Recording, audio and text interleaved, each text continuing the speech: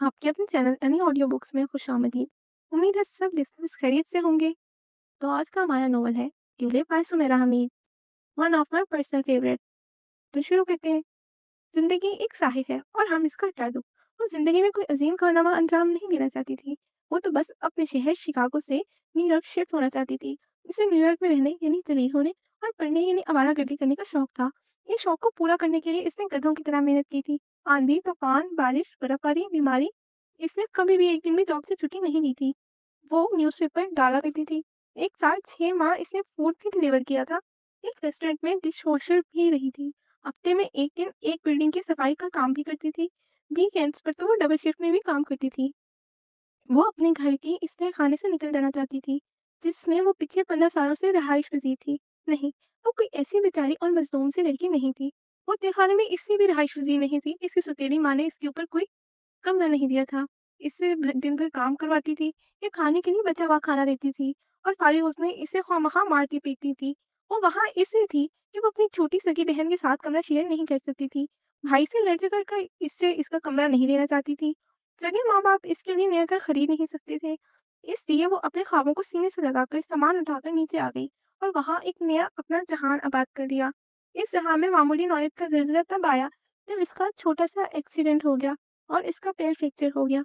तुम जा नहीं रही न्यूयॉर्क? मामा ने अपनी हंसी छुपाकर इससे पूछा, तो इसने गुस्से से अपना मुंह तकिए में दे लिया था। हर बंदा इसका मजाक उड़ा रहा था, जैसे इसने कोई अनहोनी ही ख्वाब देख लिया हो।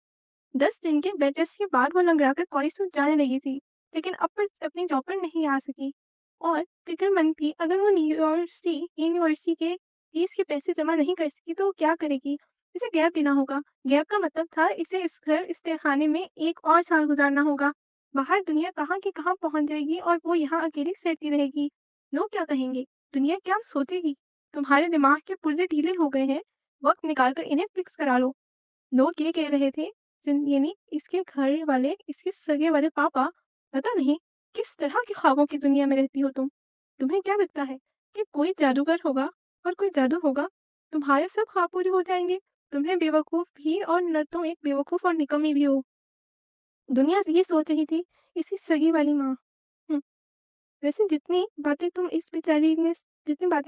तुम्हारी सुनी, छोटे-मोटे जादू को इसकी ज़िंदगी में आ जाना चाहिए था।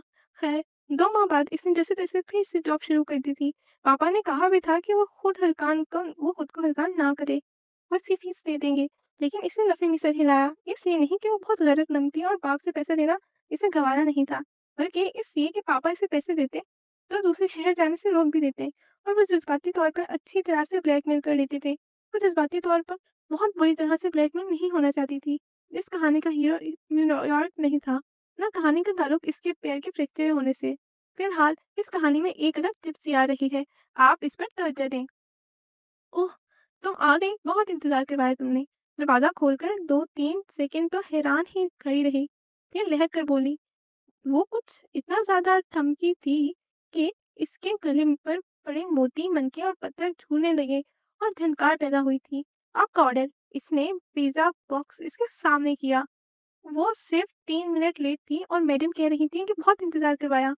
इसका मुंह बन गया। इसने जैसे खुले पैसे लेने अंदर जाएगी तो पूरे 30 मिनट तक आएगी। अंदर आ जाओ। वो दरवाजे से हटकर खड़ी हो गई और बहुत बड़ी सारी मुस्कुराहट चेहरे पर सजा के इसे देखा।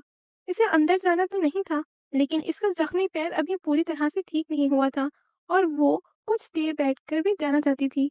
दिल तो इसका ये भी था कि इसको अपना हाथ दिखाए और पूछे कि मैं कब तक 20-25 करोड़ डॉलर्स की मालकिन बन जाऊंगी।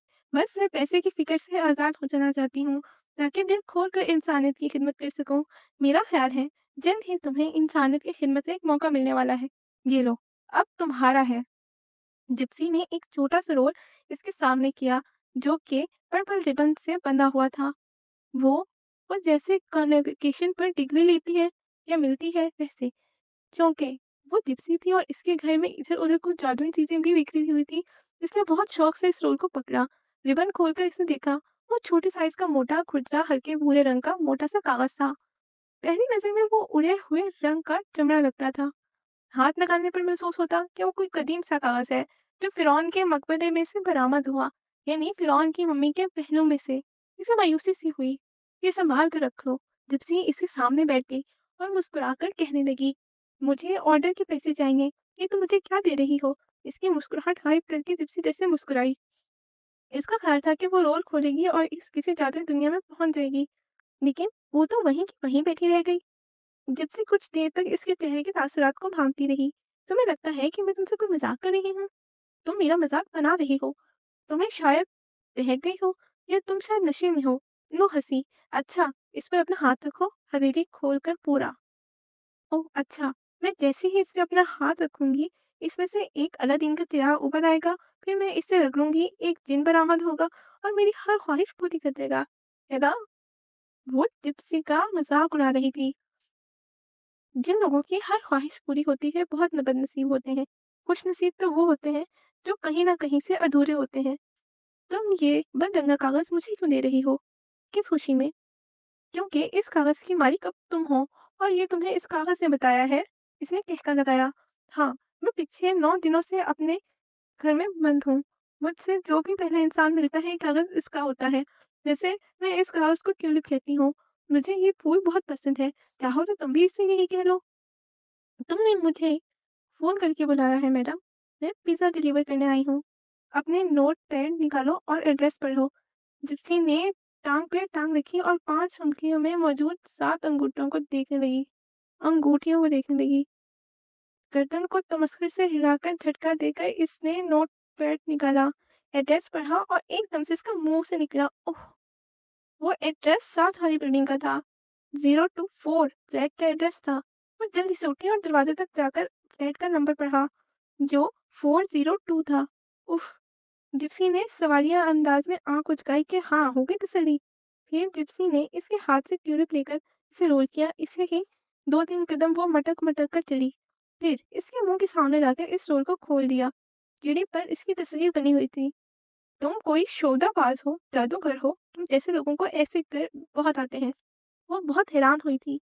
मैं एक मामूली सी औरत हूँ, जिसका दिल और नीयत दोनों ही साफ है। अब ये ट्यूलिप तुम्हारा हुआ, इसे साथ ले जाओ। मैं इसका क्या करूँगी? ये क्या-क्या कर सकता है? कौन-कौन से जादू इसके पास? असल फ़िक्र बस इसे जादू की थी। जिप्सी ने बेनियाज़ी से शाने उचकाए। ये तुम्हें खुद मालूम हो जाएगा। मैंने इसे बीमार रूहों को शिफ़ा देने के लिए इस्तेमाल किया था। बीमार और भटके हुए लोग मेरे पास आते थे और मैं इनका नाम लेकर इसे फ़ोल्ड कर देती थी। जब खोलती थी तो कोई ना कोई हल लिखा होता था, नज़र आ जाता था। ट्विटर की दुनिया में तुम जैसी टूटी-फूटी बातें कर रही हो, इसने मुँह बनाया। फेसबुक की दुनिया में तुम किसी अजीबो-गरीब फेस बना रही हो। जिप्सी ने कहकर लगाया, अगर ये तुम्हारे काम का है तो तुम किसी को और को देना क्यों चाहती हो? क्योंकि इसने मेरे लिए काम करना बंद कर दिया है। इसका मतलब साफ है, अब ये किसी और के काम आना चाहता है। अच्छा, ऐसी जादुई चीजें भी हड़ताल वगैरह करती हैं, रिजाइन देती हैं, जॉब को लात मार देती हैं। जिप्सी का मुंह बन गया। तुम इसकी तौहीन कर रही हो लड़की। तुम मुझे डरा रही हो जिप्सी। मुझे तो यकीन नहीं आ रहा कि क्या मैं कोई ख्वाब देख रही हूँ। जो चीज़ इंसान की अकल से बाहर होती है, वो इस पर यकीन नहीं करता। ये पकड़ो, इसका जो चाहे करो।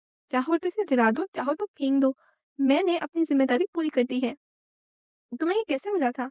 इसने रोल पकड़ा था, अब थोड़ी खुजा रही थी। ऐसे ही जैसे तुम्हें मिल रहा है। तो क्या ये खजाना है? खजाने तक का नक्शा? वो अपने आप से बातें कर रही थी। जिप्सी ने इसके पीछे दरवाज़ा बंद कर दिया था और वो सीढ़ियाँ उतर रही थी। सुहानी ख्वाब देख रही थी। इसकी आंखें मुस्तकबिल की चकाचौंध से चमक रही थी। बेचारी ये नहीं जानती थी कि ये ट्यूलिप इसे कुछ नहीं देने वाला। इसके सारे ख्वाब चकनाचूर होने वाले हैं। आंखों की चमक धुंधली पड़ जाएगी और कानों में साए-साए होने लगेगी। ये जादुई चीज़ खजाने तक लेकर नहीं जाती। कुछ चीज़ें अबू बकर तक भी लेकर जाती हैं। जो गूंगा है और यूनिट इसके सामने रखा हुआ था और वो टूरी पर हाथ रखकर उसे बड़ी मोहब्बत से देख रही थी। पीछे आतिशदान रोशन था, खिड़की से बाहर धुंध का बसेरा था। इसे पैसे चाहिए थे और 1000-1200 इस पर $10 मिलियन लिख चुकी थी। वो इतनी दफ़ा इस पर $10 मिलियन लिख चुकी थी। फिर वो $5 मिलियन पे आई। आखिरकार वो $1000 से $100 तक आ गई, लेकिन कुछ हासिल नहीं हुआ। फिर इसने सोचा कि शायद ये पर डाल ना सके, बॉन्ड ले देती हूँ। पेरियन, दिनार, रियाल वगैरह, लेकिन वो ऐसा ढीठ साबित हुआ कि चवन्नी-अठन्नी सिक्का, खोटा सिक्का तक न देने पर तैयार हुआ। शायद इसे रुपए पैसे से नफरत हो, इसने खुद से कहा। इस पर ब्रांडेड चीजों के नाम लिखे। इसने डायमंड और कीमती पत्थरों से शुरुआत की और आखिरकार डिजाइनर ड्रेस पर आकर रुक गई। फिर जूतों, बैग और मेकअप पर आई। लेकिन इसे फिर भी मायूसी हुई। रात के 2 बज चुके थे। इसे सो जाना चाहिए था। लेकिन इसका ख्याल था कि रात की सुबह एक नई सुबह के साथ होगी। ऐसी सुबह जब सब कुछ बदल चुका होगा और वो सब कुछ हासिल कर चुकी होगी। लेकिन फिलहाल तो वो एक टॉफी भी हासिल नहीं कर पाई थी। फिर इसे ख्याल आया कि शायद ये ट्यूलिप लिखे हुए अल्फाज ना पढ़ सकता हो, बल्कि तस्वीर की जुबान समझता हो। इसने रबर पेंसिल लेके बहुत महारत से जाफरशानी से इसमें डॉलर का स्केच बना दिया और ब्रैकेट में लिख दिया कि मुझे ये डॉलर ढेरों के हिसाब में दे दो। लेकिन पेपर शायद गूंगा था या शायद अंधा, वरना यकीनन संग वो अक्लमंद था। सारी रात ऐसे ही गुजर गई। वो फिर भी मायूस नहीं हुई। इसका मानना था कि ट्यूलिप को सोचने समझने के लिए वक्त चाहिए होगा। पहले वो जिप्सी के साथ रहा था, अब इसकी नई दोस्त बनी थी। नई दोस्त को जो इसकी वो उसे जरूरतों को दे रही समझने में थी, कुछ वक्त तो वो लगेगा ना। खुद कागज पे उल्टी सीधी, तिरछी, हर पोज में सातवें आसमान पर उड़ानें भर रही थी और मुश्किल से ही जमीन पर वापस आने वाली थी। वो सातवें दिन भी सातवें आसमान पर ही रही थी। पेंसिल से ट्यूलिप पर डॉलर बनाती रही। क्या बात है, आजकल बहुत खुश रहती हो। मामा को इसकी बेवजह खुशी पर बड़ी हैरत थी। बस वो वक्त आने वाला है, क्या आपको मुझ पे फख्र होगा। गर्दन अकड़ाकर चिल्ला करेंगी। ध्यान से बेटा, जरा ध्यान से। ख्वाब भी इतना ज्यादा ऊंचा नहीं उड़ते, ख्वाब में भी इतना ज्यादा ऊंचा नहीं उड़ते कि इंसान धड़ाम से जमीन पर आ गिरे तो पाश पाश हो जाए। एक एक करके इसके सारे ख्वाब पाश पाश हो रहे थे। फिलिप जिंदी था और वो डॉलर देने पर तैयार नहीं हुआ, तो इसने पेंसिल से अपनी मतलूबा चीजें इस पर बनानी शुरू कर दी। लेकिन क्या कर सकते थे। मतलूबा चीजें बनाने पर इसका एक बड़ा घर बनाया, फिर कार, फिर यानी कारें, फिर घर की ज़रूरत की चीज़ें। इसने एक अदद जाम की बोतल तक बनाकर देख ली, लेकिन हासिल नहीं हुआ। एक बार वो इसे फूलों की दुकान पर भी ले गई। इसका ख्याल था कि शायद ट्यूलिप, असली ट्यूलिप फूलों में जीरा रहे तो काम करने लगेगा, जैसे फ़ोन बिजली से चार्ज होने के बाद करता है, गाड़ी ईंधन डालने के बाद चलती है। ये भी फूलों की खुशबू से चार्ज होकर काम करने लगेगा। वो इसके सब ख्वाबों का काम तमाम कर रहा था, लेकिन इसने अभी भी हिम्मत नहीं हारी थी। इसे ये ख़्याल भी आया कि शायद ट्यूलिप ये सब अफ़ोर्ड नहीं कर सकता, तो इसने कुछ छोटी चीज़ें बनानी शुरू की। जैसे एक अदद अंडा, चॉकलेट, एक अदद हेयर ब्रश, सर्दी बहुत ही तो गर्म जुराबें, स्वेटर, कोट और टिश्यू आँसू पोंछने के लिए। वो मायूस होने वालों में से नहीं होना चाहती थी। इसने सोच लिया था कि अगर ट्यूलिप ऐसी छोटी-छोटी चीज़ें बना देता, तो भी ठीक है। वो दिन-रात इस पर स्केच बनाने कर बहुत इकट्ठा कर लेगी और एक छोटी-सी शॉप खोलकर फिर वो छोटी-सी शॉप का एक अलग बड़ा-सा स्टोर में बदल जाएगा और फिर मुल्क के मुख्तलिफ शहरों में इसकी ब्रांचेज़ होंगी और एक-एक ब्रांच खुल जाएगी। फिर दुनिया के हर मुल्क में एक इसके स्टोर की शाख होगी। फिर आहिस्ता-आहिस्ता, हाँ, आहिस्ता-आहिस्ता वो आसमान से ज़मीन पर वापस आने लगी।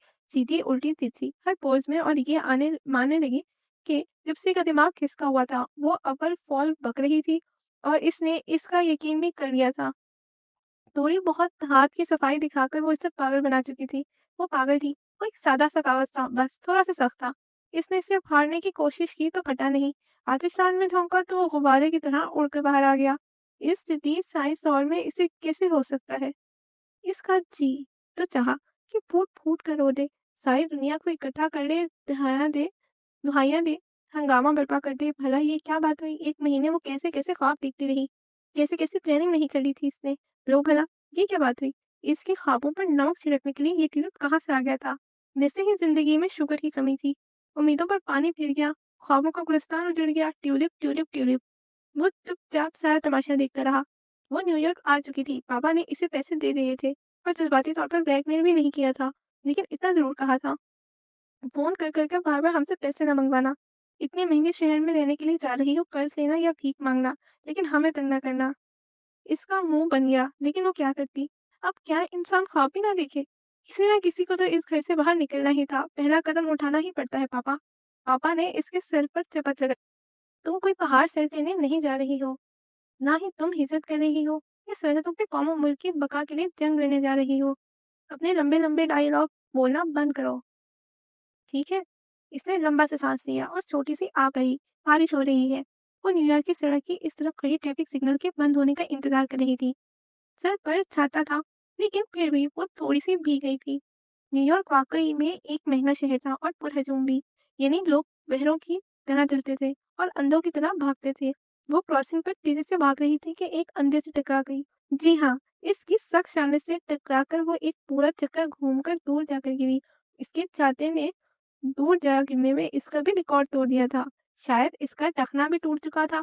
जिसने तोड़ा था वो जासूसी फिल्मों के जासूसों की तरह काले कोट में मलबूस इसके सर पे खड़ा था।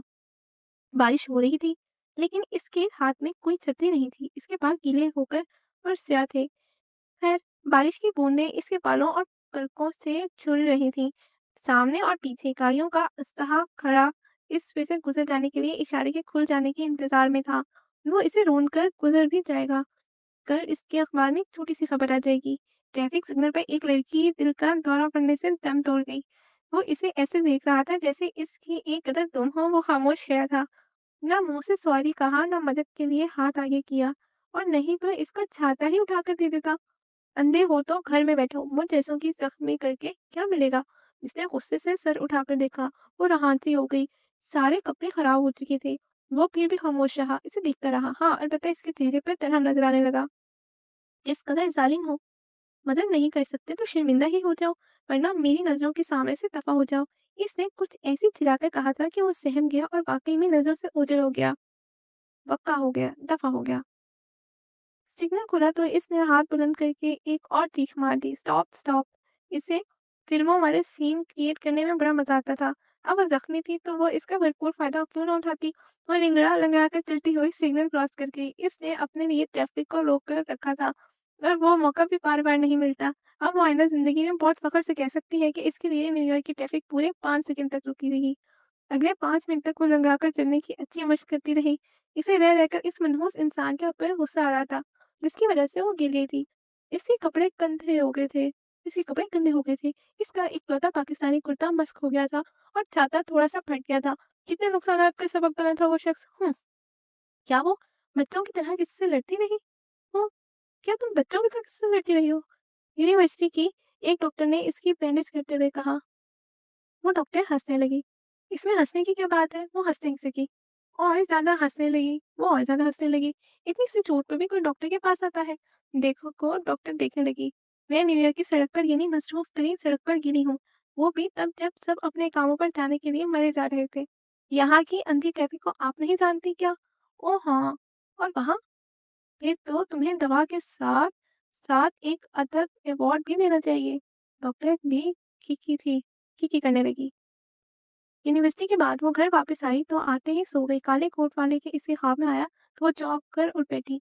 इसकी शक्ल कुछ कुछ फुटबॉलर मेसी से मिलती थी। सॉरी, क्या मेसी सारी दुनिया से छुप कर न्यूयॉर्क की सैर के लिए निकला हुआ है? वो कुछ बोला नहीं था ताकि कोई इसे पहचान ना ले। क्या इसके साथ ये अजीम वाकया रोनमा हो चुका था?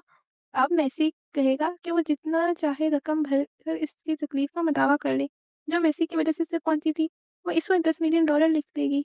फिर इसे खुशियों की कोई कीमत नहीं होगी। वैसे ही तकलीफ की भी कोई कीमत नहीं होती। होती है तो $10 मिलियन होती है, क्या समझे?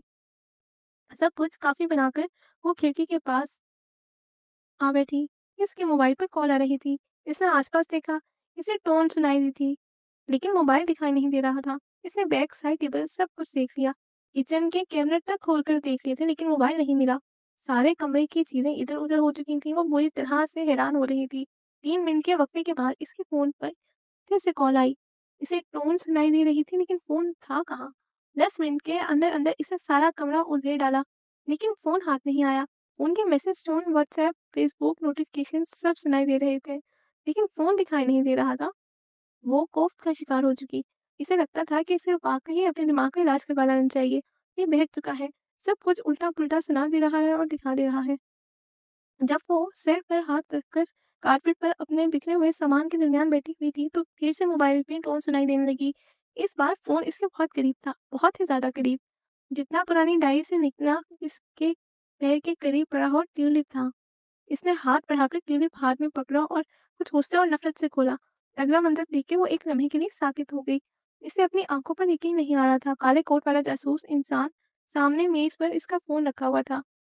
फ़ोन पर बेल हो रही थी और वो चुपचाप इस फ़ोन को देख रहा था। जिस वक़्त वो रोड क्रॉस कर रही थी तो फ़ोन पर बात कर रही थी। जिस वक़्त वो गिरी थी इस वक़्त फ़ोन कहाँ गया इसे मालूम नहीं। लेकिन अब इसे मालूम हो गया था, वो फ़ोन इस जासूस के पास था। इसने इसे पूछा तो उठा नहीं दिया। इसने चाहता तो उठाया नहीं, लेकिन फ़ोन उठा लिया। चोर हो चुका। पापा ने ठीक कहा था, न्यूयॉर्क में रहने का शौक है तो आंखें खुली रहना, वरना गर्दन पे छुरी फिरेगी और ये हमेशा के लिए बंद हो जाएंगी। इसने दोबारा ट्यूलिप की तरफ देखा तो वो खाली था। ये नहीं, ये क्या बात हुई? एक मंजर दिखा के ट्यूलिप फिर से सफेद हो चुका था। इसका दिल चाहा कि कहीं से इस जिप्सी को ढूंढ कर लाए और शाना से पकड़कर झंझोर कर पूछे, ये क्या वाहियात चीज दे दी तुमने मुझे? तुमसे पहले ही कहा था कि ये अलादीन का चिराग नहीं है। इसे कहीं से जिप्सी की आवाज सुनाई दी। क्यों नहीं है? क्यों नहीं है? इस दुनिया में गरीबों की तादाद इतनी ज़्यादा है कि अलादीन के दिन का चिराग का फ़र्ज़ बनता है कि वो आए और आकर गुर्बत मिटा दे।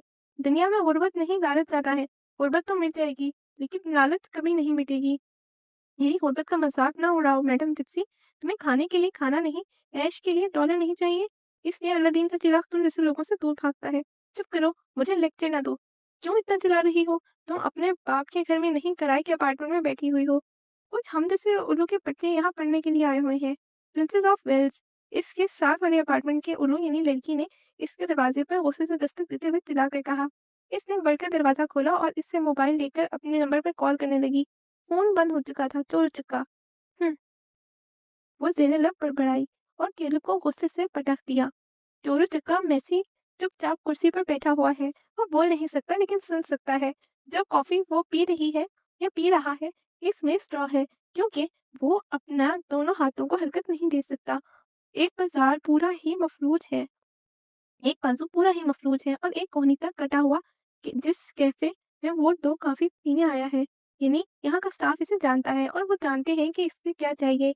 एक बार फ़ोन पर बेल हुई थी तो वेटर ने इसका फ़ोन जेब से निकाल कर इसके सामने रख दिया। वो इससे पूछ रहा था कि वो कॉल ओके कर दे, लेकिन इसने ना में सिर हिला दिया। वो फ़ोन इसके सामने रख रहा। वो फ़ोन पर फिर से कॉल आई थी। वो ये याद करने की कोशिश कर रहा था कि फ़ोन इसके पास कैसे आया। इसका अपना फ़ोन की इसकी दूसरी जेब में था। इस पर सिर्फ़ माँ की कॉल और मैसेज आते थे और मैसेज खुदकार तरीके से 1 मिनट के वक़्फ़े के बाद मशीनी आवाज़ के ज़रिए पढ़ने जाते थे और कॉल भी 30 सेकंड के वक़्फ़े से ओके हो जाती थी। माँ इसे कुछ ज़रूरी हिदायतें देती और बस, जिसे वो कान पर फ़िक्स ब्लूटूथ या आले की मदद से आसानी सुन लेता था। 10 मिनट बाद इसने बहुत मुश्किल से वेटर को ये बात समझाई कि वो फ़ोन को ऑफ करके इसके कोट की जेब में वापस रख दे। इसकी कॉफ़ी खत्म हो चुकी थी। वो उठा और घर की तरफ चल पड़ा। वो आज 2 हफ्ते बाद घर से बाहर निकला था। इसने इसे ज़बरदस्ती भेजा था। इसकी माँ ने इसे ज़बरदस्ती भेजा था। अगर माँ ने मौसम का हाल सुन लिया होता, तो वो कभी इसे ना भेजती। वो भीग चुका था, लेकिन वो खुश था क्योंकि इसका बुखार उतर चुका था। इसके सुन बाजू के इलाज के सिलसिले में इसकी दवा तब्दील हुई थी। और इसकी दवा तब्दील की गई थी जिससे इसकी एलर्जी हो गई थी, वो बीमार हो गया था। वो कैफ़े से बाहर निकला तो बदस्तूर बूंदाबांदी हो रही थी। बारिश फिर से तेज़ भी हो सकती थी लेकिन वो रुका नहीं और बाहर निकल आया क्योंकि कभी-कभी काले स्याह बादलों में खड़कती हुई बिजली में तेज़ी या हल्की बारिश में भीग जाना भी अच्छा होता है। ज़िंदगी हमेशा बाहर की तरह लहलाती हुई सर्द-ओ-शादाब तो नहीं रहती, लेकिन कभी चिलचिलाती हुई धूप सर या पकड़ हो जाती है और किसी बदतमीज़ से बीच सड़क पर टक्कर हो जाती है। 10 साल की उम्र में इसकी ज़ुबान और तालू का पहला ऑपरेशन हुआ था, तो वो थोड़ा बहुत बोलने लगा था। ऑपरेशन कामयाब रहा था, लेकिन अभी भी वो नॉर्मल लोगों की तरह नहीं बोल सकता था। एक छोटे से जुमले की अदायगी में इसे काफ़ी वक़्त लगता था। इसका जबड़ा थक जाता था, इसकी ज़ुबान में तकलीफ़ होने लगती थी। डॉक्टर पूरे उम्मीद थे कि लेकिन इस स्पीच थेरेपी के बाद वो रवानी से बोलने में नाकाम रहा। 17 साल की उम्र में इसका दूसरा ऑपरेशन हुआ था, जो ज़्यादा कामयाब नहीं हो सका। इसे ज़ुबान को हरकत देने में बहुत ज़्यादा तकलीफ होने लगती थी। इसने बोलने के ख़्याल को ही तर्क कर दिया। वो इशारों से लिख-लिख कर बातें बताता और लेकिन 2 साल पहले वो दोनों हाथों से भी तकरीबन माज़ूर हो चुका था। वो जितना ज़हीन था, अब इतना ही बेकार हो चुका था। वो जितना एक्टिव एक्टिव था, अब वो इतना ही साकित हो चुका था। वो माँ का इकलौता बेटा था, इसके लिए वो एक मुकम्मल इंसान था। जवान, गबरू, खूबसूरत और एक सेहतमंद। वो चलता-फिरता, काम-काज करता, कॉलेज जाता तो कोई कह नहीं सकता था कि वो बोल नहीं सकता। टेक्नोलॉजी ने तरक्की तो की, वो मोबाइल ऐप के ज़रिए बात करने लगा। बस, इसे सब कुछ मोबाइल पे टाइप करना पड़ता, फिर स्पीकर से अपनी बात सुनाई पड़ती थी। ज़िंदगी इतनी मुश्किल नहीं थी, ये तब मुश्किल हुई जब इसके दोनों हाथ भी बेकार हो गए। वो मोबाइल पर टाइप नहीं कर सकता था, वो इशारे भी नहीं कर सकता था, पेन तक पकड़ कर कुछ लिख नहीं सकता था। वो पहली बार रोया था। हाँ, तभी रोया था जब वो एक चम्मच तक उठाकर अपने मुँह में नहीं लिटा सकता था। तभी इसकी रातों की नींद मुख्तसर होने लगी। इसके ख्वाब जो भी पूरे होने थे, अधूरे ही रह गए थे। सारी दुनिया के साइंसदान अपना काम छोड़कर इसके लिए तो ऐसा कुछ नहीं बना सकते थे जो इसे कारामद बना सकता। वो बोल ना सकता था लेकिन अपनी बात समझा सकता था। वो हाथों को हरकत दिए बगैर अपना काम कर सकता था। 2 साल पहले हाइकिंग के दौरान पहाड़ से गिरकर मफलूज हो गया। इसकी रीढ़ की हड्डी पर शदीद जंग लगी थी। इसके जिस्म का जोड़-जोड़ हिलकर रह गया था। वो चल भी नहीं सकता था, हाथ नहीं हिला सकता था। 6 माह की जान-तोड़ कोशिशों के बाद वो चलने फिरने लगा था। इसकी सेहत बेहतर होने लगी थी, लेकिन इसका हाथ सुन्न और बेकार होकर जिस्म से छूट रहा था। दूसरी कोहनी से हाथ तक कट चुका था। मुकम्मल इंसानों की दुनिया में अधूरे इंसानों को बहुत हिम्मत से काम लेना पड़ता है। वो अपनी हिम्मत खो रहा था। माँ को पूरा यकीन था कि इसका लकड़ी के तख्ते की तरह सख्त हो चुका बाजू एक दिन ठीक हो जाएगा। इसके तारों को सर्जरी होगी और वो बोलने लगेगा। पहले इसे भी यकीन था, लेकिन अब ये यकीन कमज़ोर पड़ रहा था। खुश उम्मीद रहने के लिए छोटी-मोटी खुशियाँ मिलती रहना चाहिए। अगर वो ना मिले तो इंसान उम्मीद छोड़ देता है। इसे बोलने की हसरत थी। चाहता था कि वो बहुत सी बातें करे, बेसुरे ही सही, लेकिन अपनी आवाज़ में गाने गाए। वो वसल बजाए, किसी के कान में कुछ कहे, नॉर्मल लोगों की तरह फँस-फँसे लतीफ़े बनाए और खुद ही कह के लगाए। लेकिन इसका पहला ऑपरेशन हुआ तो वो सिर्फ़ चंद लफ्ज़ बोलने के काबिल हो सका था। वो थक जाता था, हाँफ जाता था, तकलीफ़ से कराहने लगता था। इसे लिख-लिख कर बातें करने की रूटीन को जारी रखना पड़ा। लेकिन लिखी हुई बातें पढ़ने का किसके पास इतना वक़्त था?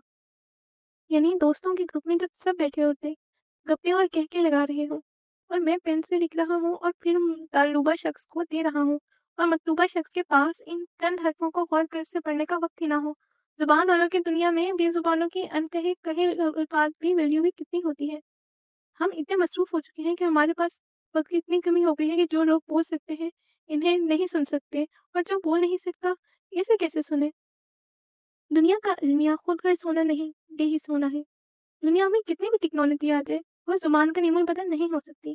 पहले ऑपरेशन के बाद डॉक्टर्स का कहना था कि इसे इतने को ही बहुत समझना चाहिए कि वो कुछ अल्फाज़ बोल सकता है।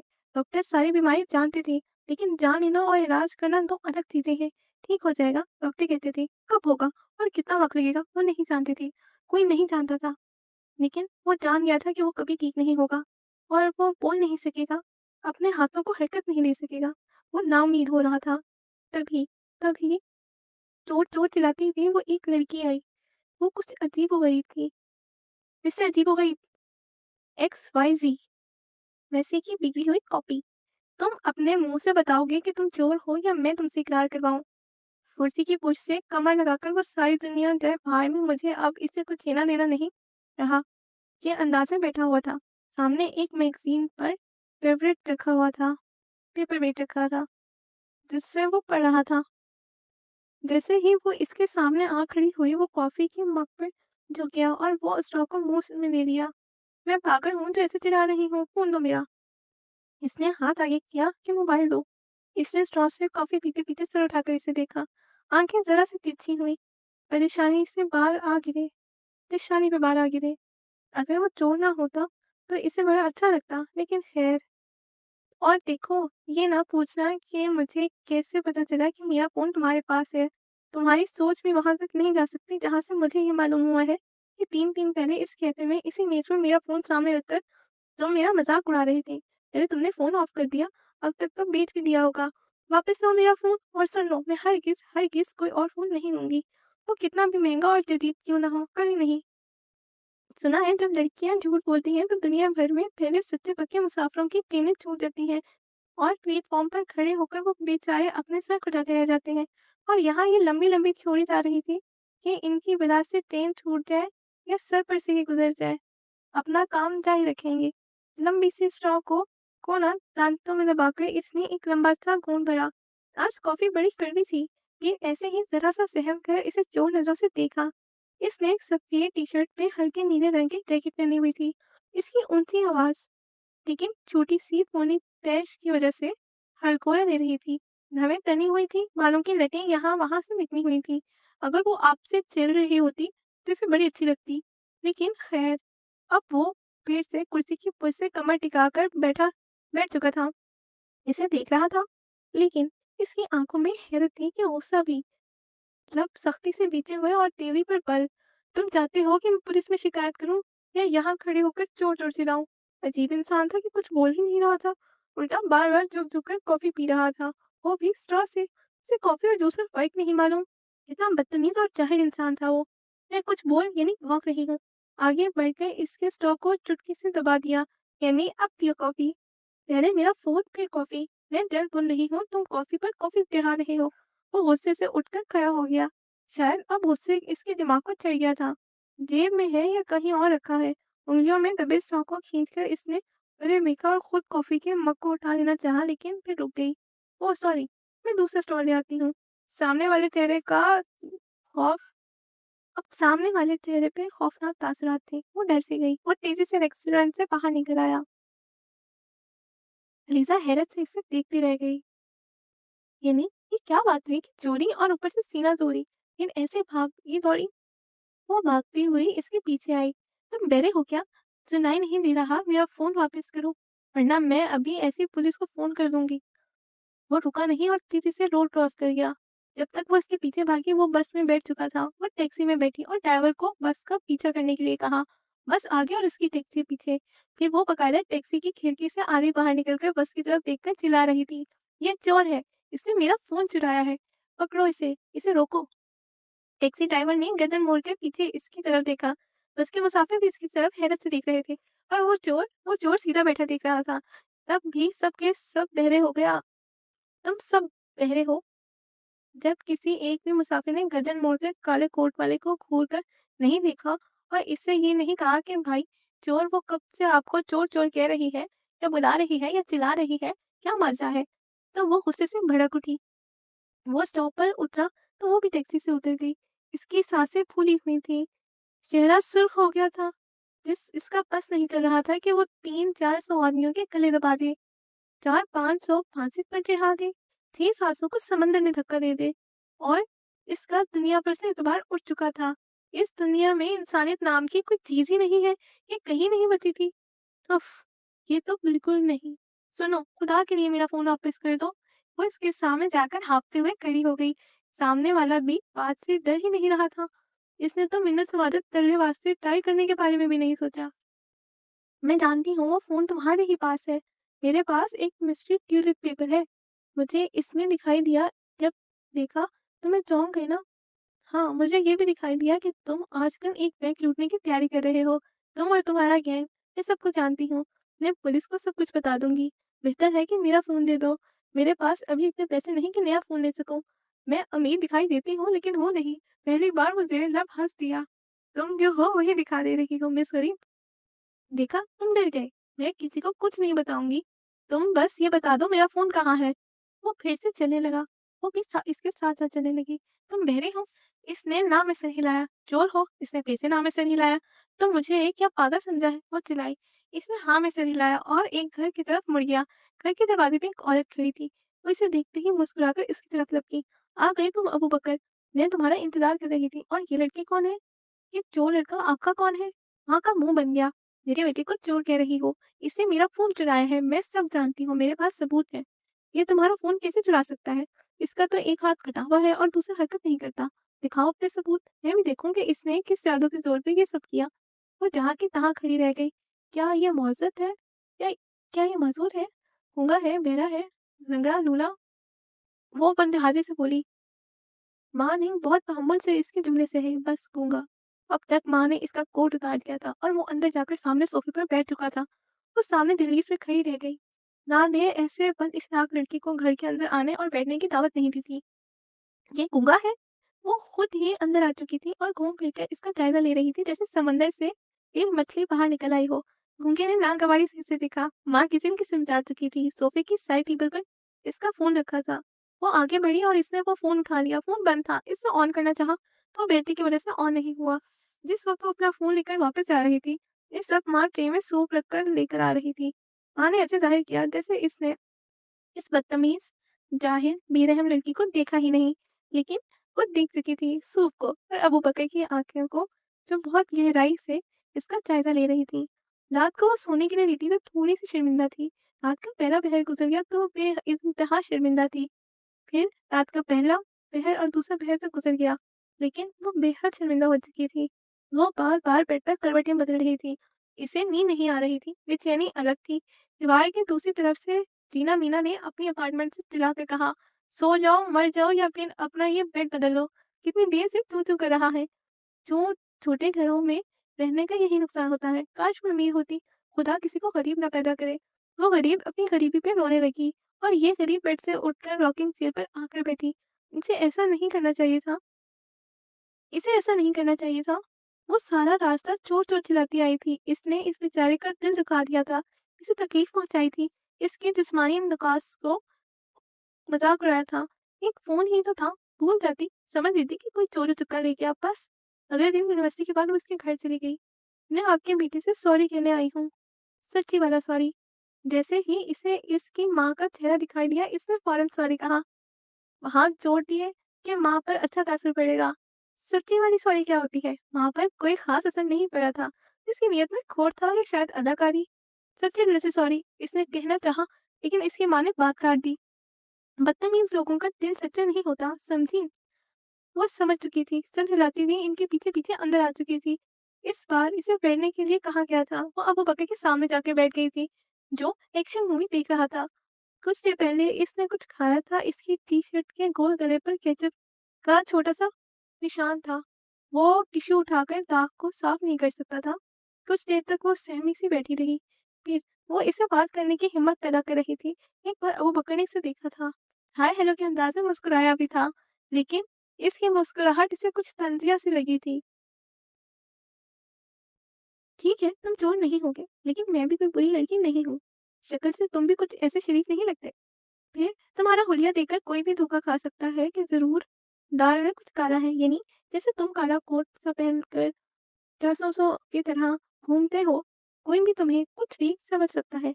समझ रहे हो ना? ये इसकी सच्ची सॉरी वाला सॉरी था। सच्चे दिल से निकले सच्चे अल्फाज। स्क्रीन से नजरें उठाकर इसने इसकी तरफ देखा और वो देखता ही रहा। मुझसे गलती हुई थी, लेकिन कसूर तुम्हारा भी था। मुझे क्या ख्वाब आना था कि तुम बोल नहीं सकते। बंदा कोई इशारा ही दे देता है कि बोल नहीं सकता। और वाह! इशारा वो इशारा ऐसे करते हैं। इसकी माँ ने इसके सर पर खड़ी गुस्से से फनकारते हुए पूछ रही थी, ज़रा करके दिखाओ कि इशारा कैसे करते हैं, हाथ ना हिलाना बस। वो हक्का-बक्का माँ की शक्ल देखने लगी। एक बाजू मफलूज और एक कटा हुआ, जुबान तालू से चिपकी हुई। तो बताओ कि इशारा कैसे करते हैं? मैं गूंगा हूँ, बोल नहीं सकता। तुम्हारा फोन मेरी जेब में था, सॉरी। ये लो फोन वापस। वो फिर से शर्मिंदा हो गई, सर झुका के बैठ गई। हाँ, इस वो सर झुकाकर बैठ गई। हम्म मैंने सोचा कि इसे अपनी जुबान को ज़हमत नहीं देनी चाहिए, वरना इसके सर पर खड़ी माँ इसका कचूमर बना देगी और चप्पल के भी 2-3 खिला देगी। तुम मुझे जाने के लिए कह रहे हो और ये लड़की तुम्हारी बेइज्जती करते जा रही है। जाते-जाते माँ बड़बड़ाई तो इसने सर उठाकर माँ और फिर अबू बकर को देखा। I am sorry mister Abu Bakar, मेरे अल्फाज भी सख्त थे और अंदाज भी, लेकिन सच्ची मैं बहुत मासूम भोली भाली सी लड़की हूँ। मैंने आज तक किसी को कोई तकलीफ नहीं दी। किसी को दुखी देखती हूँ तो रात-रात भर सोती यानी रोती रहती हूँ। मेरे अव्वल तो समझो कि सोने का है, यानी खोटा सोना। मेरा दिल तो सोने का है। मैं तो ऐसी दर्द दिल रखने वाली और मैं वो अच्छा खैर। इसके बाद दोनों के दरमियान पूरे 3 मिनट तक खामोशी रही। वो तो बोल ही सकता था और वो बोल रही थी तो बस अपनी ही तारीफ में बोल रही थी, जो कि मौका की मुनासिबत और नज़ाकत के हिसाब से कोई अच्छी बात नहीं थी। फिर इसने फैसला किया कि अब उठ जाना चाहिए, मुझे अब चलना चाहिए। इसे अफ़सोस तो था कि इन लोगों को मेहमान नवाज़ी वगैरह नहीं आती, लेकिन वो इस अफ़सोस का इज़हार नहीं कर सकती थी। इसलिए वो उठकर खड़ी हो गई और बस जाने ही वाली थी कि चाय का एक कप इसके सामने आ गया। इसने चाय के कप को देखते हुए अबू बकर को देखा, लेकिन अबू बकर माँ को देख रहा था। अच्छा ठीक है, ला रही हूँ वो भी। वो बड़बड़ाती हुई गई और बार राशि में कुछ नगेट्स भी ले आई। इसने चाय भी पी और नगेट्स भी खाए और इन लोगों में से नहीं थी जो गुस्से और शर्मिंदगी में अपने पेट पर दाँत मारते। लड़ाई, गुस्सा, नापसंदीदगी अपनी जगह और पेट अपनी जगह। मतलब सबसे अच्छी जगह। मैं सच में बहुत शर्मिंदा हूँ। एक बार फिर से सॉरी कहती हूँ। हाँ, मुझे याद आया, तुमने ये तो पूछा ही नहीं कि मुझे कैसे मालूम हुआ कि मेरा फ़ोन तुम्हारे पास है। बैग में से ट्यूलिप निकाल कर वो इसके साथ सोफ़े पर जाकर बैठ गई। चाय और नगेट्स ने इसके अंदर तमन्नाएँ भर दी। वो तो तरोताज़ा हो चुकी थी। ये देखो, कोई इस पे यकीन नहीं करता। मैंने अपनी फ्रेंड को बताया तो वो हँसने लगी। खैर, हँसी तो मुझे भी बहुत आई थी जब मुझे ये मिला था और फिर रोना भी भर के आया, जब इस पेपर से मुझे कुछ भी नहीं मिला। सोचा तुम्हें ही बता दूँ। कौन सा तुमने किसी को बताना है? ही ही। नहीं, नहीं, मैं तुम्हारे गूंगे होने का मज़ाक नहीं उड़ा रही। ऐसे ही। अच्छा सॉरी, ज़ुबान से फिसल गया। देखो, इसमें ना यहाँ तुम्हारी तस्वीर बन गई थी। इसने फाइल की तरह खोलकर ट्यूलिप को अबू बकर के सामने फैला दिया और हैरत से इसका अपना मुँह खुल गया। इतनी बदलिहाज़ी से मुझे गूंगा कहते हुए तुम्हें शर्म आनी चाहिए। बार-बार सॉरी कहने से कुछ नहीं होगा। अगली बार सॉरी कहने के बजाय तुम्हें अपने मुँह पर एक अदद तमाचा मार लेना चाहिए। एक अदद तो 3 से ज़र्ब दे देना चाहिए और अपना काम जारी रखना चाहिए। ट्यूलिप पर लिखा था, जैसे किताब के सफ़े पर लफ्ज़ छपे होते हैं, जैसे मोबाइल पर मैसेज लिखा होता है। साफ-साफ अबू बकर हैरत से ट्यूलिप के सीन को देख रहा था, वो भी देख रही थी। दोनों ट्यूलिप पर थोड़ा-सा झुक गए थे। "ये तुमने मुझसे कहा?" इसने पहले सर उठाया और फिर से पूछा। "बिल्कुल।" जवाब इसके हाथ में पकड़े ट्यूलिप पे आया। दोनों कुछ देर के लिए खामोश हो गए। "तो तुम यहाँ बोल रहे हो इस ट्यूलिप पेपर पर, वो भी ऐसे टमाटर और 3 ज़रूर।" ये सब वो चिल्ला उठी। "चिल्लाना बंद करो बदलेहाज़ लड़की, मैं तुम्हें कल से बर्दाश्त कर रहा हूँ। और मैं भी।" ट्यूलिप को रोल करके इसने अबू बकर के सर पे दे मारा। इसने आदतन किया था, लेकिन किचन से बर्तन धोकर निकलती माँ को यह मंज़र अच्छा लगा था। ना यह आदत, और इन्होंने आगे बढ़कर एक मोटा मैगज़ीन इसके सर पे दे मारा था। हाँ, नहीं ये आदतन नहीं था। अलीज़ा की आँखें दम सी हो गईं। इसलिए नहीं कि अबू बकर की माँ ने इसे मारा था, बल्कि इसलिए कि इसका जैकपॉट इस ट्यूलिप ऐसा फँस गया था। मैंने कहा था ना, हर जादुई चीज़ जादू नहीं कर सकती। कभी-कभी वो बस छोटे-मोटे काम ही कर सकती है। एक मुतरज्जिम का काम, एक बेज़ुबान की ज़ुबान का काम, एक दोस्त की तरह मददगार का काम, बस। इसका अलादीन का चिराग सिर्फ एक ट्रांसलेटर था। जिस टेली पेपर को वो कोई बहुत ही खास तोहफा समझती थी, वो बस एक इतनी सी चीज निकला कि एक गलत गूंगे लड़के की जुबान बोलने लगा। यानी वो इस लड़के की मुतरजम थी। वो बोलेगा और वो पढ़ेगी। इसने घर आते ही ट्यूलिप को दीवार पे दे मारा। ये जिप्सी का क्या एक गलत घटिया मजाक था। ए बी ऐसे पेपर को कोई जरूरत नहीं थी कि वो दे खाना दे, ना कोई और जादुई ताकत दे, तो बस एक अदद सहूलत कि आप किसी बेजुबान की जुबान समझ सके, वो भी इस जैसे उखड़ और बदतमीज इंसान की, जो ना फुटबॉलर था ना किसी फिल्म का हीरो, जिसके पास कोई गोल्ड मेडल था और ना ही कोई ट्रॉफी। इसकी तो शक्ल भी पूरी तरह से वैसे से नहीं मिलती थी। इतने ही दिन इसका दिल दुखता रहा। शुरू में ट्यूलिप से नाउम्मीद होने के बावजूद इसे पूरी उम्मीद थी कि एक दिन जरूर कुछ न कुछ निकलेगा, जैसे कोई हीरे की कान, सोने चांदी की दुकान, जरूर कुछ बड़ा सा होगा। मेरा गरक हो तो गया था इसी ख्वाहिशात और ख्वाबों का। खुशहाल आई नहीं, हर तरफ तबाही छा गई। तबाही में उदासी से थोड़ी को हाथ की हथेली पर जमाकर खिड़की से भागती दौड़ती ट्रैफिक को देखा, और वो उदास थी कि इसे कोई खास फायदा नहीं होने वाला था। इसकी सब ख्वाब चकनाचूर हो चुके थे। इसे इस लड़की का मुतरजम बनने की जरूरत नहीं थी, पर इसमें भला इसका फायदा ही क्या था। दरवाजे पे दस्तक हो रही थी। होगी ना, टीना मीना शीना काफी मांग रही होंगी। वैसे ही ढीठ से ढीठ ढीठ बनकर बैठी रही। दस्तक फिर से हुई। वो बेजारी से उठी, किचन से कॉफी उठाई और दरवाजा खोल दिया। ये लो, और खुदा के लिए अब अपनी कॉफी लेना शुरू कर दिया करो। मेरी जान छोड़ दो। मेरा बाप कोई लॉर्ड नहीं है, ना मेरी माँ मिसेस लॉर्ड, जो तुम्हें अपने किचन की चीजें उठाकर देती रहूं। अस्सलाम वालेकुम, कैसी हो लीजा बेटा? मिसेस लॉर्ड दी रिंग्स की वालदा मुहतरमा खड़ी हुई थी। वो मुस्कुरा भी सकती हैं, इसे अब मालूम हुआ। आप अंदर आ जाओ ना।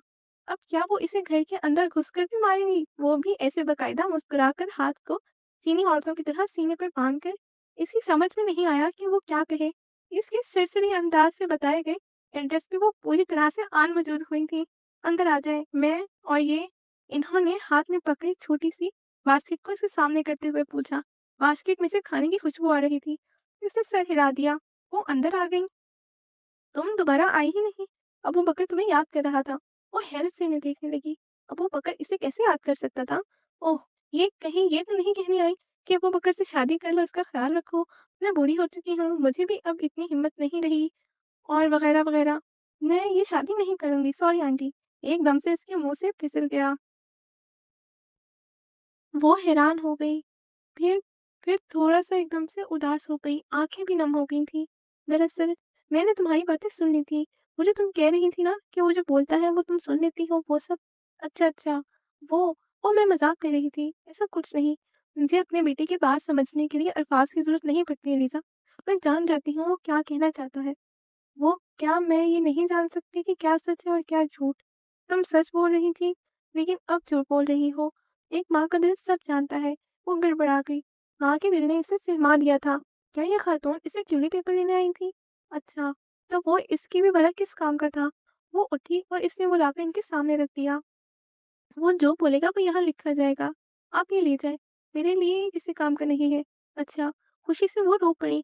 हादसे से पहले वो एक किताब लिख रहा था, जो नामुकम्मल ही रही। अब मैं इसकी मदद कर सकती हूँ। वो जो कहता जाएगा वो मैं नोट करती जाऊँगी। ऐसे इसकी किताब मुकम्मल हो जाएगी और वो फिर ज़िंदगी की तरफ लौट आएगा। वो भी आम लोगों की तरह खुशबाश रहा करेगा। एक कॉपी मुझे भी दीजिएगा। वो दाँत पीस कर बोली, यानी इसकी किताब मुकम्मल हो जाएगी और मेरे ख्वाब अधूरे रह जाएँगे। इसे दुआएँ देते हुए वो चली गई। जिसकी चीज़ थी इसे मिल गई। फिर जिप्सी ने ये क्यों कहा था कि ये इसका है? क्या ख़ाक इसका था? इसे तो फ़ायदा ही क्या हुआ? सिर्फ़ ख्वारी और सहमे ख्वाबों की तबाही। पापा ने कहा था इतनी दूर जाकर इतने महँगे शहर में ना पढ़ो। लेकिन वो क्या करती? इसे न्यूयॉर्क का लच्चा-लफंगापन बड़ा पसंद था। फिर एक बदमाश शहर था, जहाँ खाली जेब घूमना बड़ा बुरा समझा जाता था। इसे पसंद था कि शहर में इंसानों से ज़्यादा टैक्सियाँ हैं। और जो हाथ के इशारे पर रुकती है, वह मुँह की सीटी पर। टैक्सी ड्राइवर खुद को बड़ी तोप-ची समझते हैं और टैक्सी पर सवारी करने वाले को इस तोप का गोला बनना पड़ता है। वो पापा को कैसे समझाती कि न्यूयॉर्क की ऊँची बिल्डिंगों को देख-देख कर इसे कैसे खुशी हासिल होती है। खुशी ख़ाक में मिल चुकी थी। इसे अब अच्छी जॉब नहीं मिल सकती थी और वो बमुश्किल अपने खर्चे पूरे करती रही। पापा और मामा ने साफ हाथ उठा लिया था। वो तो हर बार-बार इस पे तंज़ करते, और जाओ इतनी दूर। वो दूर तक देर तक वो करती रहती। सोचती रहती कि काश फ़िलिप किसी काम का निकल आता तो आज सुबह चाय के लिए दूध 7 आने से उधार ना लेना पड़ता। लॉन्ड्री के लिए वॉशिंग पाउडर तक खत्म हो चुका था। तुमने मेरे साथ मज़ाक किया था। ये तो खाली रहता है। अगले दिन वो यूनिवर्सिटी से आई तो उसे अपार्टमेंट के दरवाजे के पास अबू बकर की माँ खड़ी हुई मिली। शायद वो काफ़ी देर से वहाँ खड़ी थी। इसे देखते ही बोलने लगी, अच्छा, अच्छा वो शायद इसने काम करना बंद कर दिया है। इसे ज़्यादा दिलचस्पी नहीं थी कि इसे ने काम किया या नहीं किया। इसकी वजह से ऐसा भी हो सकता है कि ये सिर्फ़ तुम्हारे हाथ में काम करता हो। तुम ऐसा करो, तुम मेरे साथ चलो, अभी देख लेते हैं। मैं लेकिन मैं कैसे जा सकती हूँ? मैं क्यों? वैसे भी मैं बहुत मसरूफ़ हूँ। इसने संग-दिली से शाने उचकाए और लॉक खोलने लगी। मैं अंदर आके एक कप चाय पी सकती हूँ? दरअसल मैं काफ़ी देर से यहाँ बाहर खड़ी हूँ। इन्होंने लजाजत से कहा। वो इनकार नहीं कर सकती थी। इन्हें अपने साथ अंदर ले आई। वो बैठ गईं तो वो फ्रेश के लिए चली गई फ्रेश होने के लिए चली गई। आ जाओ, पहले खाना खा लो, चाय भी बस तैयार है। वो फ्रेश होकर बाहर निकली तो वो फ्रिज से खाना निकाल कर गर्म कर चुकी थी। अब इसका इंतज़ार कर रही थी। ये सब आपने क्यों किया? वो बेहद शर्मिंदा हुई। सच बताऊँ तो अपने बेटे के लिए कुछ भी कर सकती हूँ, तुम्हें राज़ी करने के लिए भी। वो खामोश रही और इनकी प्लेट में खाना निकाल कर इनके आगे सरका दिया। आप आप ही खाएँ, फिर बात करते हैं। इन्होंने फर्माबरदारी से खाना खाना शुरू कर दिया और वो देख सकती थी कि अबू बकर की माँ के लिए खाना हलक से उतारना कितना मुश्किल हो रहा था। वो जल्द से जल्द इसका जवाब सुनना चाहती थी। तुम मेरे बेटे की मदद करोगी ना? जैसे ही प्लेट साफ हुई, इन्होंने बड़ी आह से पूछा। वो फिर से साफ इनकार कर देना चाहती थी, लेकिन माँ की मोहब्बत ने इसके लब सील दिए थे। मैं मजबूर हूँ, मुझे यूनिवर्सिटी जाना होता है, फिर जॉब पे। मैं इधर-उधर टाइम वेस्ट नहीं कर सकती। तुम जितना वक़्त इसके साथ रहोगी मैं तुम्हें इसके लिए पे करूँगी। मैं तुम्हें तनख्वाह दूँगी। मैं बहुत ज़्यादा अमीर नहीं हूँ, लेकिन अपनी बेटी की ज़िंदगी के लिए अपनी जान भी दे सकती हूँ। इस आखिरी हादसे ने इससे बिल्कुल नाउम्मीद कर दिया है। वो हँसना-मुस्कुराना भूल गया है। इससे वो पैदाइशी ऐसा होता और बात और थी, लेकिन माज़ूरी इतनी तकलीफ़देह नहीं होती जितनी खामोशी। शुरू में इसने हलाल का मुकाबला करने की बहुत कोशिश की। इसे पूरी उम्मीद थी कि इसका हाथ ठीक हो जाएगा। वो ऑपरेशन हो 2 ऑपरेशन हो चुके हैं, लेकिन ना ज़ुबान ठीक हो रही थी, ना हाथ। तुम्हें अल्लाह ने रहमत बना के भेजा है। तुम चाहो तो इसकी मदद कर सकती हो। लेकिन मैं क्या मदद कर सकती हूँ? इसमें कागज़ के ज़रिए इसकी ज़िंदगी की तब्दीली ला सकती हो। तुम इससे बातचीत कर सकती हो, इसे सुन सकती हो। वो क्या कहना और क्या करना चाहता है, इस सिलसिले में तुम उसकी मददगार बन सकती हो। लेकिन मुझे इससे बातचीत में कोई दिलचस्पी नहीं। मैं ये सब नहीं कर सकती। आप समझने की कोशिश करें प्लीज़। मैं सब समझ चुकी हूँ, इसलिए तो तुम्हारे पास कुछ भी करने के लिए आई हूँ। देखो, एक माँ अपनी औलाद की खुशी के लिए किसी के पास भी जाने को नहीं चूकती। तुम जो कहोगी वो सब करूँगी। मेरे पास कुछ ज्वेलरी है। अबू बकर के फादर 30 साल पहले यहाँ काम के लिए आए थे। फिर इन्होंने मुझे भी यहाँ बुला लिया। अबू बकर यहीं पैदा हुआ। हमने एक मुशक्कत भरी ज़िंदगी गुज़ारी है। मैं और अबू बकर के फादर रात-दिन काम किया करते थे। अबू बकर 17 साल का था जब रहमान की डेथ हो गई। फिर मैंने अकेले ही इसकी देखभाल की, घर लिया, इसके ऑपरेशन के लिए पैसे जमा किए। हम अपनी ज़िंदगी से खुश थे, लेकिन अब मैं जब-जब अबू बकर को देखती हूँ, तो दिल कट कर रह जाता है। मैं जानती हूँ वो मोहब्बत मौत के बारे में सोचता रहता है। शायद इसे अपनी ज़िंदगी में अंधेरा ही अंधेरा नज़र आता है। मौत का सुनकर वो ठिठकी। वो कुछ भी ना कहे, तो सब जान जाती हूँ। ज़िंदगी में इसकी दिलचस्पी खत्म हो चुकी है। बैग में एक लिफाफा निकालकर इन्होंने इसके सामने रखा। इसमें कुछ पैसे हैं। ये मैं अपनी खुशी से दे रही हूँ। वो हक्का-बक्का इनकी शक्ल देखती रह गई।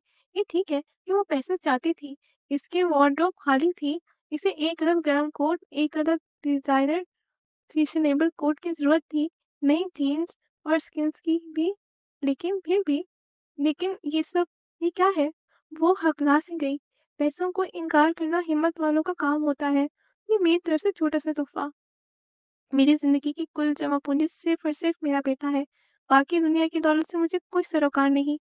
तुम मेरा सब कुछ ले लेना, बस मेरा बेटे के दिल की बात सुन लो। इसके चंद फ्रेंड थे, अच्छे थे वो भी। एक तो ऑस्ट्रेलिया चला गया, वो वीडियो कॉल पर भी बात कर लेता है। ज़ाहिर है कि वही बोलता रहता है। अबू बकर या मुस्कुराता है या सिर इशारों में हाँ ना कर सकता है। दूसरे फ्रेंड्स पहले तो आ जाते थे लेकिन अब नहीं आते। शायद इन्हें मेरे बेटे की ज़रूरत नहीं रही। मैं जानती हूँ कि अबू बकर इंसान से दोस्ती निभाना आसान नहीं होता। अबू बकर जैसे इंसान से दोस्ती निभाना आसान नहीं होता। लेकिन जब मुझ जैसी माँ मोहब्बत निभा सकती है, तुम जैसे लोग थोड़ी बहुत दोस्ती और इंसानियत तो निभा ही सकते हो ना। फिर से लिफाफे को इसके आगे किया। नहीं, इसने हाथ बढ़ाकर वो पैसे पकड़ लिए और इन्हें अपने बैग में रख लिया। हर काम की जरूरत होती है, तो इस काम की भी क्यों नहीं। खुद गर्ज और लालची होना बहुत दिल गुर्दे का काम होता है। जो बंदा न्यूयॉर्क के शहर में रहे और वो बंदा थोड़ा बहुत खुदगर्ज तो होगा, क्योंकि नेक और शरीफ होने से नहीं मिलता, शॉपिंग नहीं होती, ज़ारा की टॉप और गुच्ची की जैकेट नहीं आती। हम इंसानों की ज़रूरतें इतनी नहीं है जितनी ख्वाहिशें हैं। इंसान को ज़रूरत नहीं, ख्वाहिश बेरहम बनाती है। अगर आप इतना इसरार कर रही हैं तो क्यों नहीं? इसने चालाकी और मकारी से कहा। कभी-कभी कहानी की हीरोइन भी बुरी बन सकती है। अगले दिन यूनिवर्सिटी के बाद अबू बकर के पास जाने से पहले इसने थोड़ी-सी तैयारी कर ली थी। ये अब इसकी जॉब थी, तो इसे थोड़ा बहुत एहतमाम कर लेना चाहिए था। इसने ट्यूलिप खोलकर फैलाकर मोबाइल की पुश पे चिपकाया और ऊपर ट्रांसपेरेंट कवर चढ़ा लिया। अब वो ट्यूलिप को मोबाइल स्क्रीन की तरह पढ़ सकती थी। वो मिस्टर मकतूबा के पास पहुंची तो आंटी ने इसे खुश दिली से खुशामदीद कहा। आज से मैं तुमसे रोज मिलने आया करूंगी। इसने खुश होकर अबू बकर से कहा। ट्यूलिप को पढ़ा तो ब्लैंक था। अगले 1 घंटे तक वो ब्लैंक रहा। आंटी इसकी शक्ल देख रही थी। इसका हाथ पकड़कर किचन में ले जाकर पूछ रही थी, आज इसने क्या कहा। आज वो तो पता नहीं क्या क्या कहता रहा, लेकिन इसका ट्यूलिप गूंगा बना रहा। इसने काम करना बंद कर दिया था, या वो टिक कर काम करने का आदी नहीं बन पा रहा था। इसे बेरोज़गारी की आदत हो चुकी थी और वो निकम्मा इसे कुछ कमा कर देने पर तैयार ही नहीं हो पा रहा था। या वो हड़ताल पे था, या जिप्सी लोग भी अजीब होते हैं। ऐसी बेकार चीज़ उसे पकड़ा दी। अच्छी-भली घर बैठे-बिठाए जॉब मिली थी, वो भी हाथ से गई। गले अगले 2 दिन वो अबू बकर के पास जाती रही, लेकिन ट्यूलिप खामोश रहा। वो आए-बाए शाये करती रही। आंटी से झूठ बोल देती कि आज ये बातें हुई हैं और वो ये कह रहा था। इस दौरान अबू बकर इसे मशकूक नज़रों से देखता रहा। कभी वो पहलू बदलता, कभी ऐसा लगता है कि वो अपने बाजू हिलाना चाहता और घुमाकर एक मुक्का इसके जबड़े पर दे मारना चाहता था। गेट लॉस्ट, वो चिल्लाकर ये कहना चाहता था। इसने बड़ी तरकीबें लड़ाई कि ट्यूलिप पहले की तरह काम करना शुरू कर दिया, लेकिन नहीं थी। आखिरकार वो सब समझ गई। इसने एक गहरी आह भरी, तो इसने जेबें खाली ही रखनी थी। वो अमीर नहीं होगी, ना ट्यूलिप से डॉलर मिलेंगे और ना ही ट्यूलिप के ज़रिए। अगले दिन वो अबू बकर से मिलने के लिए आई, तो आंटी का दिया लिफाफा साथ ले आई। मैं ये पैसे नहीं रख सकती। थोड़ी दोस्ती और ज़्यादा इंसानियत के लिए मैं अबू बकर से मिलता रहना चाहती हूँ। दिल और जेब पर पत्थर रखकर इसने कहा। आंटी तो खुशी से खेल उठी। इसलिए नहीं कि पैसे वापस मिल गए, इसलिए कि अबू बकर को एक इंसान दोस्त साथी मिल गया था। वो अबू बकर के पास आकर बैठी तो ट्यूलिप ने धड़ाधड़ काम करना शुरू कर दिया। दिल तो इसका चाहा कि इसका गला दबा दे वरना आग में झोंक दे। फिर क्या करती? बेजान चीज पर इंसान कितना भी गुस्सा निकाल ले कुछ हासिल नहीं होता। ये तुम क्या जोकर की तरह तमाशा करती रहती हो? क्यों इतना झूठ बोलती हो मेरी माँ के साथ? अबू बकर के चेहरे के अज़लाक गुस्से से खींचे हुए थे। इसने मुंह बनाकर इसे चिढ़ाया। तो इस निर्णायक जैसे भूत शहर में रहने के लिए तुम्हारा क्या ख्याल है? मुझे क्या करना चाहिए? अटलांटिक जाऊं तो भी इतने पैसे नहीं मिलते। एक तो घर का किराया इतना है, ऊपर से सारी दुनिया का कर्ज देना है मुझे। अब दफा हो जाओ यहाँ से और दोबारा ना आना।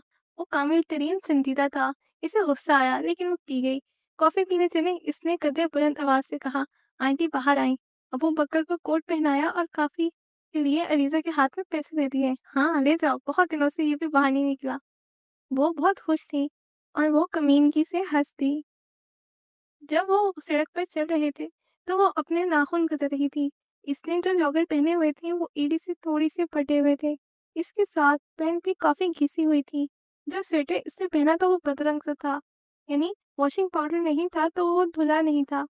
लगता है काफी गरीब हो तुम। तुम्हें तो सिर्फ लगता है ना, मुझे तो गुर्बत मिली हुई है। बुरी तरह से, पूरी तरह से। ठपा ठा। इसने हाथ के इशारे से अपनी कमर की तरफ गुर्बत का ख्याली ठप्पा लगाया तो अबू बकर ने खिसका लगाया। जिन लोगों की जुबान तालू से लगी हुई हो, वो जब खिसका लगाते हैं तो वो किसी बच्चे की तरह लगते हैं, मासूम और बेसरर। गरीब होना बुरा नहीं होता, माजूर होना बुरा होता है। जल्दी इसका कहका दम तोड़ गया। वो चौंक गई और से देखने लगी। वाकई जेब खाली हो तो चलता है, लेकिन अगर जिस्म का कोई हिस्सा नकारा हो तो। मामा ने तुमसे क्या कहा है? मैं बस मरने वाला हूँ। हाँ, इनका कहना है कि तुम जिंदगी से बेजार हो चुकी हो, मायूस हो। माँ पता नहीं है ये सब कैसे जान जाती है। कौन सा औला फिट होता है इनके दिलों में? इसने कहा। और तुम मेरी मदद क्यों करना चाहती हो? वो बड़े संजीदा सवाल कर रहा था। मैं स्कूल में थी, जब पैसों के लिए झूठ मूठ ताश के पत्तों से फ्यूचर बताया करती थी। मेरी दूर की नजर कमजोर है। मुझे 10 फुट से आगे साफ दिखाई नहीं देता, तो किसी का फ्यूचर कैसे दिखाई दे सकता है? लेकिन पता नहीं कैसे मैं जो बताती थी वो 30-40% दुरुस्त साबित हो जाता। और मेरे बारे में ये मशहूर हो चुका था कि मेरी बताई बातें सच होती हैं। एक दिन मेरी क्लास फेलो अपनी एक कज़न को लेकर मेरे पास आई। वो ये जानना चाहती थी कि फ्यूचर में क्या बनेगी। ये मुश्किल वक़्त होता है। कई बार मेरे तुक्के फेल हो जाते थे। मुझे एहतियात से काम लेना पड़ता था। मैंने देखा कि लड़की को ऐनक लगी हुई है। वो देखने में भी सही नज़र आ रही है। मैंने कह दिया कि वो साइंस के शोबे में कोई कमाल दिखाएगी, डॉक्टर या साइंसदान बनेगी। मेरे जवाब पर लड़की खामोश हो गई। इसका चेहरा सफ़ेद पड़ गया। क्या तुम्हें यकीन है? इसने बड़ी मस्कीन सी सूरत बनाकर पूछा। मुझे ख़ाक यकीन होना था, लेकिन अब मैंने अपने अल्फाज़ वापस नहीं ले सकती थी। इस बिज़नेस में अल्फाज़ वापस नहीं लिए जा सकते। साख तबाह हो जाती है, मुझे में मैंने सर हिला दिया। और यही मेरी सबसे बड़ी गलती थी। 1 महीने बाद मुझे मालूम हुआ कि इसने खुदकुशी कर ली। वो म्यूज़िक स्कूल जाना चाहती थी, लेकिन इसके डॉक्टर फ़ादर ने इसे डॉक्टर बनाना चाहते थे। मेरे मुँह में से साइंस को सुनकर इसे यकीन हो चुका था कि वो डॉक्टर ही बनेगी, तो इसने मरना पसंद किया। अबू बकर ने तंज़िया पूछा, हाँ, इसने जवाब दिया। इसके बाद भी तुम लोगों की जानो के साथ ऐसे ही खेलती रही? मुझे स्कूल से निकाल दिया गया। इस लड़की की वजह से? नहीं, एक मामूली सी गलती पर। मैंने एक छोटे कद लड़की पर मजाकना कुछ तंज किए, जो स्कूल इतने मशहूर बदनाम हो गए कि मुझे पर नस्ल परस्त होने का इल्ज़ाम लगा दिया गया। स्टूडेंट्स के वालिदैन ने मुतालबा किया कि मुझे स्कूल से निकाल दिया जाए। आखिरकार मुझे खारिज कर दिया गया। फिर मेरे साथ सब कुछ बुरा ही होता चला गया। दोबारा मेरा एक्सीडेंट हो गया। एक बार मेरा अपेंडिक्स का ऑपरेशन हुआ। अगर मैं बर वक्त हॉस्पिटल ना पहुंचती तो अपेंडिक्स फट जाता। मैं मर जाती और इस वक्त तुम्हारी बातें सुनने के लिए कोई मौजूद ना होता। तुम तन्हा रह रहकर थक जाते और फिर तन्हाई की मौत मर जाते। ओह! मेरा मतलब, खैर, तो ये तुम्हारी सज़ा है? अबू बकर ने मुँह बनाकर पूछा। वो इतना गैर ज़रूरी बोलती थी कि शिद्दत से ज़रूरत महसूस होती कि इसकी ज़ुबान का थोड़ा बहुत काट दिया जाए। नहीं, मेरी सज़ा तुम हो। अगर वाक़ई तुम मायूस हो चुके हो, तो मुझे तुम्हें ज़िंदगी की तरफ लाना है। इसने ऐसे कहा जैसे रोमी रोमन अखाड़े में हाथ लहराकर कहता है, मैं हूँ तुम्हारा निजात दहिंदा। तो फिर मेरी माँ से डॉलर क्यों लिए थे? वो दाँत पीसकर बोला। अब ऐसे भी फरिश्ता नहीं बन गई हूँ। अभी भी गलतियाँ हो जाती हैं मुझसे।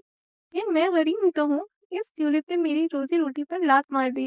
ठीक है, मैं तुम्हारी मदद करूँगा। अगर एक रोमन की तरह निजात दहंदा का नारा लगा सकती थी, तो वो भी कम नहीं था। गॉडफ़ादर की तरह इसने भी सर हिलाकर कहा, मैं हूँ ना तुम्हारा गॉडफ़ादर। वो हैरत से इसे देखने लगी। मदद वो कर रही थी इसकी, लेकिन चलो बेचारा खुशफ़हमी में रह ले, कोई बात नहीं। फिर वो गूंगा भी तो था। मेरा एक दोस्त है, बल्कि था, अच्छी दोस्ती थी हमारी, फिर इसने ख़त्म कर दी। वो तो इसने अच्छा किया, इसकी ज़ुबान से फिस्सा। इसने अपनी ज़ुबान दाँत में दबा ली। तो आज हम इससे मिलने जाएँगे, चलो आ जाओ। वो मार्च करने के अंदाज़ में कदम उठाने लगा। इसने सर हिला दिया और टैक्सी को हाथ देने लगी। ये तुम टैक्सी क्यों रोक रही हो? इतने पैसे नहीं है मेरे पास, बस है ना? बैठो इसमें। वो खामोशी से बस स्टॉप पर आ खड़ी हो गई। गरीब की कहाँ इतनी जल्दी सुनी जाती है। बसों के धक्के, फटी जीन्स, बचे हुए पिज़्ज़ा, बर्गर, घूंट-घूंट मांगी हुई कोक और घुटनों की खाली विंडो शॉप और विंडो शॉपिंग। ये टैक्सियाँ, होम डिलीवरी, ऑनलाइन शॉपिंग ये तो अमीरों की सोचते हैं। आह! कोई गरीब भी ना हो। वो इसके साथ बस जाकर बैठ गई। मुँह बना लिया, बैग में से बबल गम निकाल कर खाने लगी। साथ बैठे हुए को भी पूछ लेते हैं, इसने तंज़ किया।